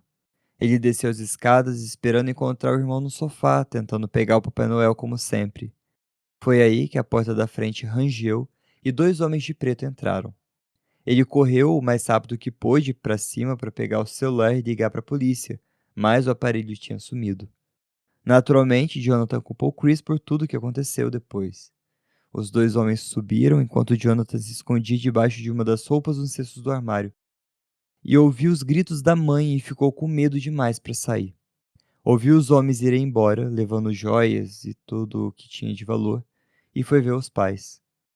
Ele não conseguia e não queria reviver aquela cena. Ele desceu as escadas cambaleando e encontrou Chris na cozinha, com o olhar vazio e cheirando a urina. Jonathan tomou o celular da mão e ligou para o 190. Depois de anos de terapia e lares adotivos, Jonathan não tinha conseguido perdoar Chris. Era culpa dele que Jonathan não pôde pedir ajuda. Culpa dele que a porta estava destrancada. E Jonathan não conseguia ficar perto de Chris por muito tempo sem jogar isso na cara dele. Recentemente, eles marcaram um almoço. Jonathan estava com um pouco de receio, mas a esposa, Molly, insistiu que era uma obrigação. O Chris era da família, e lá estavam eles em um restaurante simples, comendo fritura. Naquela conversa fiada de quem tá desconfortável, os irmãos começaram a falar de férias. Eu e a patroa, a gente queria viajar esse fim de semana, mas como a gente não achou babá, ah, fica pra próxima. Jonathan começou uma conversa. Ah, eu posso ficar com as crianças. Eu tô em casa, faz tempo que eu não vejo eles mesmo. Ofereceu Chris, ansioso para conseguir qualquer tipo de aprovação, como sempre. Jonathan nem parou para pensar o que ia dizer e soltou um. Ah, eu acho que eu não iria me sentir confortável com isso. Chris olhou para a cara do Jonathan com os olhos cheios de mágoa, limpou a boca, levantou, deixou R$ 50 na mesa e saiu do restaurante. E foi assim que ficou. Jonathan com um comentário grosseiro e Chris saindo cabisbaixo de um almoço que já estava tenso. Chris olhou para ele como um cachorrinho que acabou de apanhar com o jornal enrolado, e Jonathan não conseguiu olhar na cara dele desde então. Enquanto isso, Chris estava tentando seguir sua vida sem graça. Como ele já tinha odiado ver o pai e a mãe serem enterrados naquele chão gelado em um dia cinzento de janeiro, o irmão nem olhava para ele. A moça do conselho tutelar que cheirava laque e cigarro nem pegava na mão dele. O que ia ser dele? Ele e o irmão separados? Porque o Papai Noel nunca apareceu? Ele mesmo era culpado por ter se atrasado naquela noite. Ele tinha dormido na neve e acordado sem paz. Agora, de volta ao almoço estranho, sentado no seu cubículo do trabalho, sem futuro para crianças sem pais que viram adultos sem pais, refletia sobre os últimos 20 anos. Ficava digitando números e símbolos em planilhas chatas para a Sentinel Home Security, enquanto se afundava no arrependimento e no ressentimento. Christopher foi roubado da alegria do Natal para sempre. O irmão o odiava. E por quê? Porque um velho gordo e alegre o decepcionou após anos. Ele não era confiável e, para piorar, todo mundo achava que era culpa dele. Tentaram até dizer que o Papai Noel era mentira, que ele não existia. Insistiam nisso, mas não podia ser verdade. Se fosse, Christopher teria tirado a chance dos pais de viverem. Não, o Papai Noel não era santo. Era só um homem que decepcionava as pessoas constantemente. Depois dos assassinatos, o Papai Noel parou de visitar Christopher. Casa após casa, ele nunca mais recebeu nada que pedia. Acabou até parando de fazer suas listas de Natal. Colocou o Papai Noel em outra lista. Ele colocou o Papai Noel na lista de pessoas que abandonaram ele. Com o tempo, ele percebeu que falar mal do Papai Noel rendia olhares tortos de todo mundo. Aprendeu que a maioria achava o Noel um mito infantil, incapaz de fazer mal. Mas como eles estavam errados. O Papai Noel tinha causado a morte dos pais dele. Ele era um homem sombrio e cruel. Dia após dia, Chris ficava naquele ciclo de culpa e de desespero para que as pessoas entendessem. Mas, mais do que tudo, ele queria que Jonathan compreendesse, que o perdoasse por um crime que ele nunca cometeu de verdade. Voltando para casa em uma noite de novembro, pisando na lama gelada, ele passou pelo que talvez fosse a última vitrine de loja do mundo. Nela, uma TV 4K passava o Grinch, com toda aquela pompa do Dr. Seuss, e a ideia praticamente deu um tapa na cara dele, com toda a grandiosidade que a época pedia. Era uma ideia tão simples imitar o Papai Noel, mas era brilhante. Chris não tinha problema nenhum em fazer o Papai Noel. Não só imitar, mas melhor. Uma roupa era fácil de achar e se começasse pequeno não seria caro. Dinheiro não era problema, já que ele não gastava com nada além do básico. Seria grandioso. A alegria que ele ia trazer, crianças e adultos seriam convencidos do que Chris já sabia. E mais, ele podia começar com os filhos do Jonathan. Isso mataria 2 coelhos numa cajadada só, desde que ele mantivesse segredo. Ele entraria escondido na véspera de Natal, deixaria os presentes e Jonathan seria forçado a acreditar que o Papai Noel deixou eles lá. Isso provaria que Chris sempre disse que a morte dos pais foi culpa do Papai Noel, porque ele era real. Isso era infalível. Só faltava achar a roupa e decidir o que Michael e Samantha iriam querer. Para isso, ele precisava de um pouco de espionagem. Por 2 semanas, Chris usou seu horário de almoço para passar com seu Impala velho na frente da casa de Jonathan. Cada vez ele olhava de volta e abria rápido a caixa de correios atrás de cartinhas para o Papai Noel. No começo foi decepcionante, mas ele quase desistiu quando finalmente achou um envelope branco com letras de criança endereçado ao Polo Norte. Ele pegou o envelope e voltou para o apartamento, orgulhoso do seu plano mestre. O conteúdo da carta partiu o coração do Chris, mas confirmou que a missão era necessária. Querido Papai Noel, meu pai ia ficar muito bravo se visse essa carta. Ele diz que você não existe e que é só um jeito dos adultos não terem responsabilidade. Mas eu acredito em você. Eu só tenho 5 anos, mas sei que aconteceu alguma coisa com meu pai quando ele era pequeno. Então, nesse Natal eu só quero alguma coisa que prove que você é de verdade. Qualquer coisa serve. Só quero que ele se sinta melhor. Com amor, Michael. Os olhos de Chris se encheram de lágrimas. Ele tinha que fazer isso pelas crianças e pelo próprio Jonathan. Ele tinha que aliviar a dor que o Papai Noel tinha causado naquela família. Finalmente, a véspera de Natal chegou. Chris deixou a roupa em cima da cama junto com os presentes. Um forninho de brinquedos e um kit de fazer bichinhos de plástico. Ambos comprados em uma feira de brinquedos antigos com dinheiro vivo. Ele achou que o toque vintage era ótimo. Quem mais além do Papai Noel ia conseguir alguma coisa assim?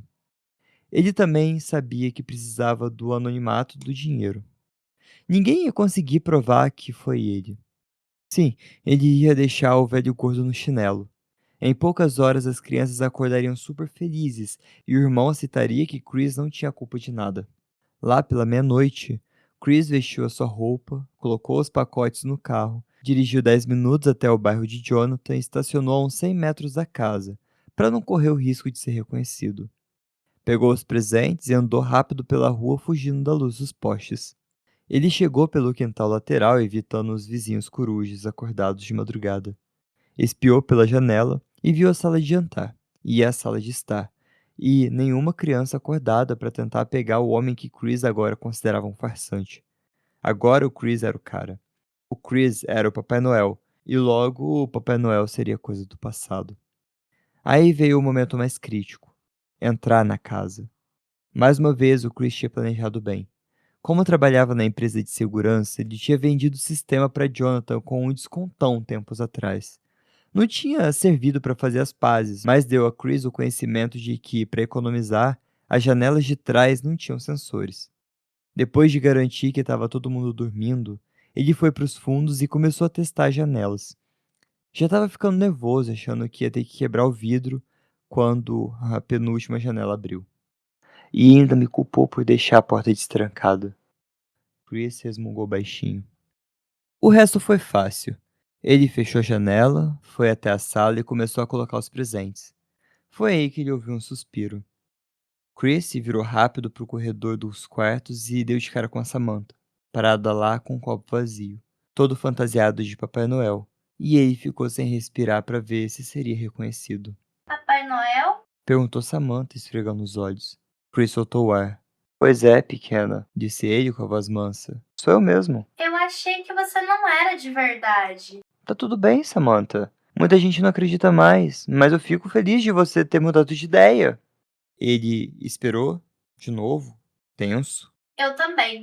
Disse Samantha com os olhos brilhando, tentando achar as palavras certas para falar com o ser místico. Chris voltou a respirar, a adrenalina baixando enquanto ele pensava em como mandar Samantha de volta para a cama. Mas aí aconteceu o pior erro do figurino da história. A barba colada caiu do rosto do Chris, solta pelo suor do nervosismo. O queixo de Samantha caiu. Tio Chris! Shhh! Chris colocou o dedo na boca e a adrenalina voltando com tudo. Ele pensou rápido, desesperado para salvar o seu plano. Então Chris resolveu levar ela. Ele nem pensou nas consequências. Só conseguia pensar que, se Samantha contasse pro pai o que viu, o plano dele ia por água abaixo. Sam, sou eu. Por que você não tá na cama? Houve um barulho. Papai disse que Papai Noel não existe, mas achei que ele estava errado. Mas é só você. A mentira veio aos lábios como uma última peça de um quebra-cabeça. É o destino, pensou Chris. Mas Sam, seu pai fala essas coisas pra ninguém desconfiar que eu sou o Papai Noel. O rosto de Samantha brilhou com a alegria que só uma criança de 8 anos tem. Chris nem precisou de muito esforço. Se você guarda segredo, eu te levo para ver as cenas agora mesmo, ele disse com a voz carinhosa. Samantha balançou a cabeça com todo o entusiasmo do mundo. Então Chris pegou ela pela mão e a levou ela para fora, pela mesma janela que entrou. Ele precisava manter o plano de pé, pelo Michael e pelo Jonathan. Levou o presente de Samantha junto, pensando que talvez o forninho de brinquedo fosse uma boa distração enquanto ele pensava no que fazer. Levou ela até o carro, fugindo da luz do poste. A Samantha, claro, não parava de perguntar cadê as cenas e por que ele não usou a chaminé. Chris ia responder qualquer coisa enquanto tentava bolar um plano B. A inocência dela o salvou por enquanto. Ele colocou Samantha no carro e começou a dirigir pelas ruas desertas até o seu apartamento. Chegou lá, ele disse para Samantha que, como ela o tinha visto, os planos da noite mudaram. Os elfos iam terminar o trabalho para ele aquele ano e ela precisava ter paciência porque ele só poderia voltar em um dia ou dois para buscá-lo e levá-lo para o Polo Norte. Deu o forninho para ela e a deixou numa sala minúscula enquanto ia para o banheiro. O plano estava começando a ganhar forma na cabeça dele. Chris pegou vários comprimidos de Xanax que tinha sobrado de sua antiga consulta psiquiátrica e usou um copo para esmagá-los até virar pó. Colocou o pó num frasco vazio e guardou no bolso. Não tinha como Samantha colaborar com ele quando ele começasse a dirigir para fora da cidade. Depois, foi até o armário e abriu seu pequeno cofre. Ele guardava uma boa grana em dinheiro vivo ali, com medo de uma crise econômica. Ele trabalhava com segurança, afinal. Tiraria o resto das contas depois. Os bancos estariam todos fechados no Natal de qualquer jeito. Encheu um copo com água na torneira, jogou os Xanax em pó, mexeu e levou para ela. Samantha ainda tentava entender como usar o forninho, sem saber que as misturas de bolo que vieram junto já tinham vencido há muito tempo. Ele ofereceu a água. Eu percebi que eu te atrapalhei antes de você beber água lá na cozinha, disse o Chris com a voz mais doce que ele conseguiu. Ah, obrigada. Disse ela, enquanto bebia. Ela parava para fazer perguntas sobre o Polo Norte, quantos elfos tinha, como as cenas voavam. Chris respondia tudo com calma até ela terminar o seu drink.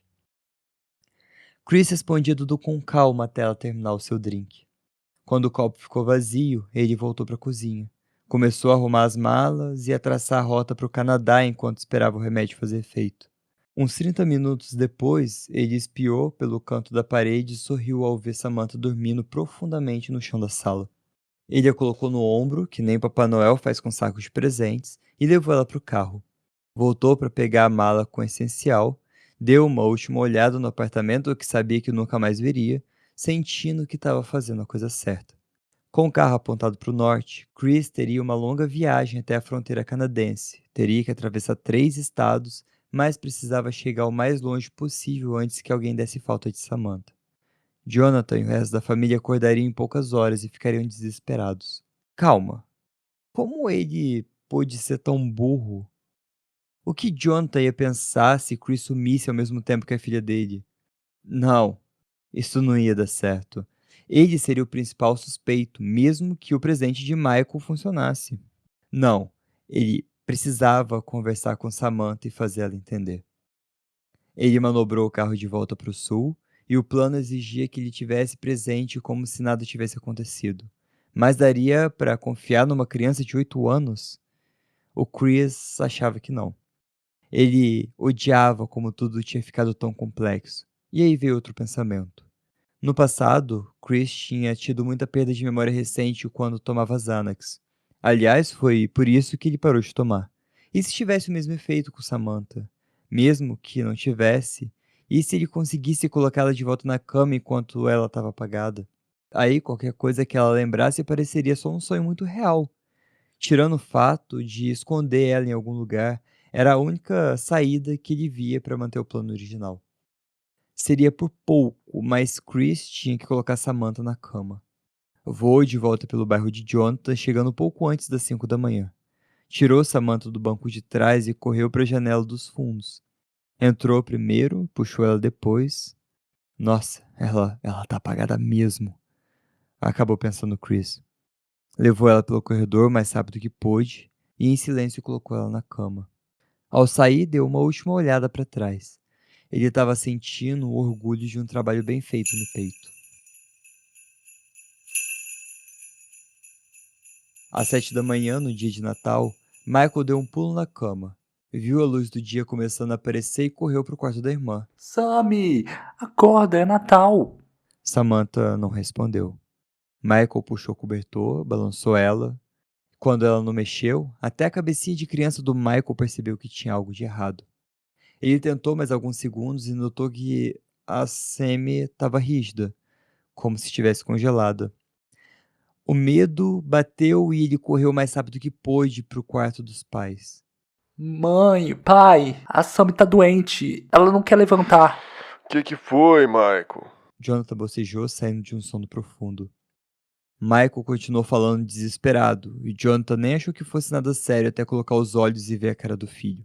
Daí o instinto falou mais alto e ele pulou da cama. Molly, acorda! Tem alguma coisa errada! Ele gritou, correndo para o quarto da filha. Ele entrou no quarto e, só de ver a cor da Samantha, ele soube que era grave. Fez o que qualquer pai faria. Balançou ela e, como não funcionou, checou a respiração, mas não tinha nada. Molly, pede ajuda! Liga pra polícia! A voz dele falhou enquanto começava a massagem cardíaca.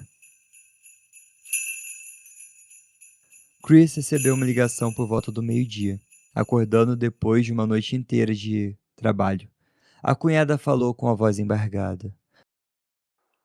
Chris, aconteceu uma coisa horrível. Ela soluçava e, depois de uma longa pausa, completou. O Michael encontrou a Samantha na cama hoje cedo. Ela morreu dormindo. Ela desabou para chorar. Chris deu um pulo com a mão na boca. O que ele tinha feito? Ele levou só um segundo para perceber o erro. O Xanax foi demais. Ele tinha matado ela sem querer, e as lágrimas começaram a descer pelo seu rosto. Molly, meu Deus. Mesmo assim, o instinto de sobrevivência falou mais alto. Ele tinha que mentir se quisesse que o plano funcionasse e ainda tinha esperança. Eventualmente, o Michael percebeu que ganhou um presente do Papai Noel e Jonathan também. Ele tinha sido cuidadoso e sua única ponta solta tinha sido calada para sempre, mesmo que não fosse a intenção. Molly, o que aconteceu? O Michael tá bem?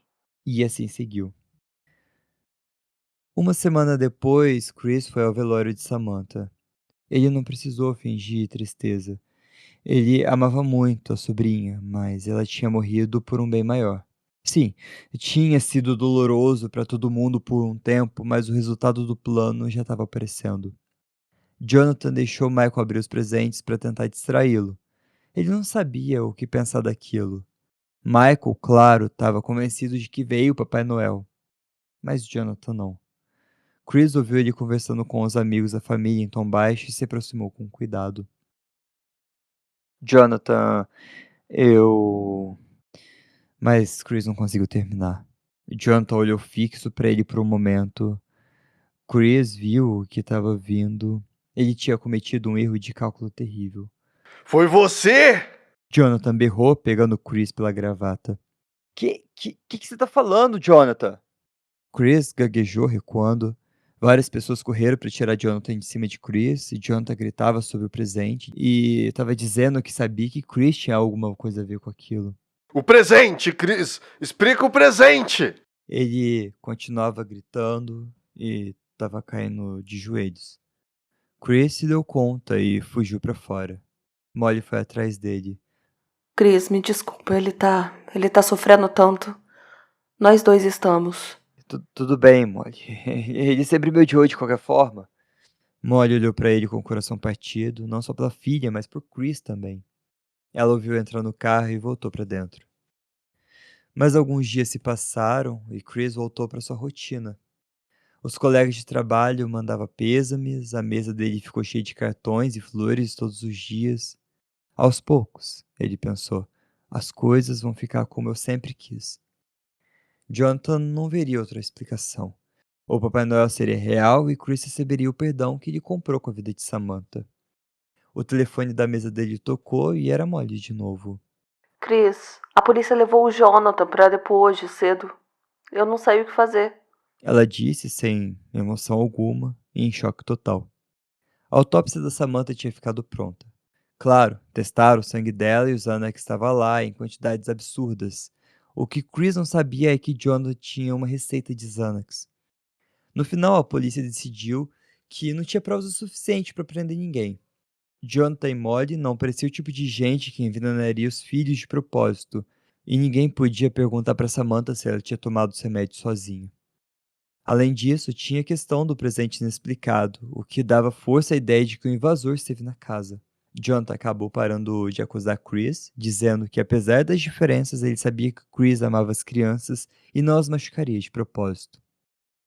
A polícia interrogou todo mundo na rua, mas não deu em nada. Chris tinha sido minucioso e teve sorte. Naquele fevereiro, Chris foi convidado para tomar um café na casa de Jonathan. Ele estava mais calmo por causa do luto e Molly continuava insistindo para os irmãos terem algum tipo de relação. Eles sentaram na sala, com Michael no chão brincando com Hot Wheels, e eventualmente o assunto caiu na Samantha. Eu ainda não consigo dormir. Fico imaginando que alguém esteve aqui em casa e ninguém fez nada. Jonathan comentou baixinho para o Michael não ouvir. Mas ele ouviu. Alguém esteve aqui, papai. Disse ele sem tirar os olhos dos brinquedos. O Papai Noel fez isso. O Papai Noel machucou a Samantha. Como tudo isso foi perfeito. Chris pensou.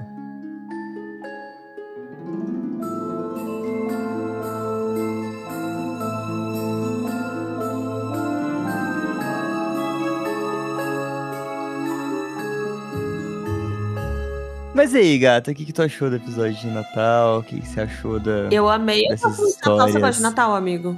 Da data? Eu gosto de Natal. Eu amo Natal. Eu gosto das luzes. Nossa, eu gosto muito da decoração de Natal. Eu gosto muito da vibe também, sabe? De você se reunir com as pessoas pra comer pra caramba. Sabe? Aham. Eu gosto muito. Comida de Natal tem um gosto característico que só tem no Natal, né? Tem. Natal e Réveillon tem os mesmos gostos. Tem essas duas festas, né? E tem vibes Tem gosto parecidas de peru. também. E gosto de peru. Eu sou Mas tem vibe vegetariana, meu tem amor. Tem gosto de panetone pra mim. gosto de E uva panetone, tem passa. gosto de Você é rabanada. a favor ou contra uva passa, amigo? Vamos entrar nessa polêmica Ah, de já fui mais terminar. contra. Já fui mais contra, hoje eu sou mais de boa, já sou mais eclético. Mas você come ou separa no cantinho? Eu como, mando pra dentro, só raw. E Eu você? sou apaixonada por uva passa. Por mim, Mas colocaria uva passa em tudo o ano inteiro. deixa eu te contar uma coisa engraçada. Conta. Eu era contra uva passa. Eu era contra, eu odiava uva O Vitor é passas. assim. Até que um dia eu comi um chocolate branco com uva Que é uma passas. E eu delícia. apaixonei.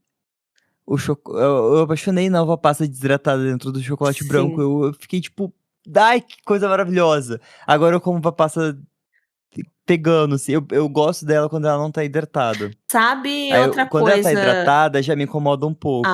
Então, porque eu ia te recomendar uma outra coisa que talvez você não tenha provado por preconceito, mas é muito gostoso. Sorvete de passas ao Passas ao rum. rum. Aham, que sorvete de vó. Nossa, eu amo sorvete de. Eu sou bem vó. Eu amo sorvete de passas ao Aham. rum, acho uma delícia. Já que tu levantou a polêmica da passas, agora eu levanto outra. Maçã na maionese e no Amo, salpicão. amo. Vai ou não Vai vai? muito. A maçã vermelha eu já fico tipo, eu vou morder, eu quero aquela cremosidade na minha boca, eu não quero nada atrapalhando aquela textura gostosinha, e de repente, crack. Aí fica crocante. Então, Aí mas a essa é a maçã graça. não é a graça, porque maçã é muito sem graça. Maçã é superestimada. Gente, eu não aguento quem fala que maçã é sem graça. Gente, maçã é uma delícia. Eu só não como mais maçã porque me dá muita fome. Tipo, eu não posso fazer um. Maçã abre apetite. Nossa, mas assim, parece que abre um buraco no meu estômago que eu tenho que comer tudo que tem na minha geladeira. Por isso que eu não como tanta maçã. Porque senão eu comeria. E por mim, coloque em tudo, gente. Eu te digo, torta de maçã. Maçã assada é muito melhor que Deve ser maçã uma com crua. canelinha. Nossa, maçã assada é maravilhosa, principalmente quando você acerta o ponto em que ela fica cremosa. Daí tu faz uma tortinha com ela. Você vai pegar a maçã verde, você vai descascar ela. Tu vai pegar a mandolina, você vai fatiar ela o mais fino que você conseguir. Daí você vai colocar limão, açúcar e misturar bem. Hum, Tá? Mas tem que ser na hora que você vai colocar na forma, porque ela solta muita água. uhum. Daí você vai colocar na forma e espalhar ela bem. Daí tu vai colocar trigo, margarina ou manteiga e açúcar. Vai misturar até formar uma massa, mas que ela não pode ficar não uniforme, mas ela não pode virar uma maçona. Ela tem que quebrar. Daí tu quebra por cima da forma, assim, da torta de maçã. Tu coloca no forno até dourar. Mano, isso é Nossa, mas maravilhoso. aí você É falando, eu já tô aqui divino. babando. A Cava perguntou, precisa ser a verde? Eu acho que é com a maçã vermelha, não? Não, faz com a verde, Ai, porque que ela fica delícia. azedinha e o açúcar, a massa seca. Peraí, a de trigo? Seria uma massa seca de trigo? É trigo, açúcar e margarina, ou manteiga, é só isso. Você vai mexendo isso até virar uma massa que quebra. Ela não pode virar aquela massa de torta que você abre ela. Ela tem que ser quebradiça, porque é um crumble. Daí tu quebra por cima, joga até cobrir tudo. Cara, você vai comer ajoelhado. E você vai falar assim, gente, pelo amor de Deus, quem que inventou isso? Nossa, É você muito tá boa. descrevendo, é bem comida de Natal, assim, acho que combina bem com Natal. Não, eu mando vídeo, é da Paola essa receita. É Nossa, de comer me manda esse ajoelhado. vídeo. Você come a maçã verde, vai derretendo na boca, aí você. Ai! E você coloca canela, ela muda completamente o sabor, ela fica 10 vezes mais gostosa. Não, maçã com canela combina muito. Depois eu vou deixar o link na Do descrição. nada, um porn food no final do episódio. Eu aqui, Fê, você não tá me vendo. Eu botei a mãozinha assim embaixo assim, na bochecha e fiquei só imaginando. Ai, que delícia. Não, sério, gata, Eu vou faz. fazer. Não tem erro. É só seguir. É estupidamente fácil de fazer. E tu come, você fala assim, gente, eu preciso comer isso todos os dias, isso da minha vida, porque é maravilhoso. Não, Cava, é absurdamente fácil. Sabe qual que é a parte mais difícil da receita? É descascar a porra da maçã, porque a casca ela quebra. Ela não vai ficar molinha, ela vai dar resistência na boca e não vai ser gostoso. Tem que ser a Aí você maçã tem que tirar a descascada. casca. É. Aí você descasca ela, mas a parte mais chata dessa receita é descascar maçã, porque é um porra de descascar maçã. Sim. Mas é isso, gente. É uma receitinha aqui no final pra Que ele vai vocês de deixar o um link Apple pra Crumble. todo mundo, tá? Porque eu tenho certeza que todo mundo ficou com vontade. Não, vai ser só pra seita esse link aí, ó. Polêmica. Mas Vai é- ter gente batendo na sua porta, cagando na sua porta, tá? Ah, mas vai cagar com vontade de comer Apple Crumble sim. Se Cara, quiser, taca no Google, você apoia acha uma a receita Seita. fácil. É, ou taca no Google também, tá mesmo. Ai, pessoal, mas é isso. Vocês que estão escutando agora acabaram de escutar uma creepypasta a mais, porque eu coloquei a mais nesse episódio, mas a quem tá escutando aqui na seita vai descobrir que vai ter uma continuação que eu vou gravar logo após eu encerrar aqui com a Cibs. Aí eu vou gravar a creepypasta pra poder lançar tudo no episódio só de Natal, que vai ter mais ou menos umas 2 horas. Arrasou. Arrasou, Razane? Arrasou, Arrasane. Gente, Cibele na Terra do Medo, vai lá, tem fé, tem história de Natal. A gente contou lá uma creepypasta na Terra do Medo maravilhosa, natalina. Chama o Calendário do Advento, que é uma creepypasta assim. Eu lembrei do Fê, inclusive, com essa creepypasta, é bem estilo das creepypastas que o Fê gosta. Eu passei por ela e eu não li ela. Aí eu fui nessa outra que é o do A Queda de um Floco de Neve. Amigo, depois você ouve. Daí escutarei com certeza, Nossa, porque ela é eu muito queria boa. ler ela. Você achou no creepypasta.fandom? Quem achou foi o Vitor, eu acho que foi. Eu te mando o link dela. Não, eu não preciso, eu vou escutar por você, da tua boquinha. Assim que eu gosto. E todo mundo vai escutar, gente, porque ela é maravilhosa.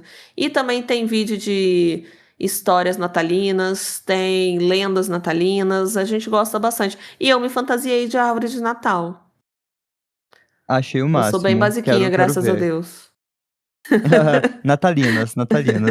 Mas é isso, pessoal. Meu muito obrigado pra todos que escutaram o episódio até aqui.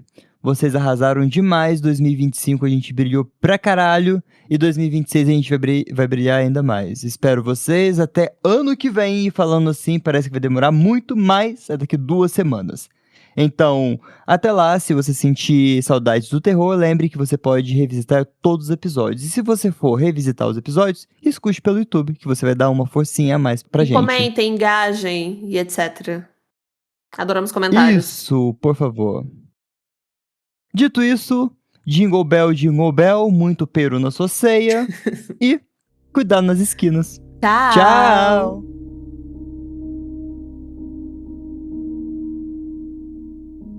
Eu consegui fazer juntinho com você no último episódio do ano.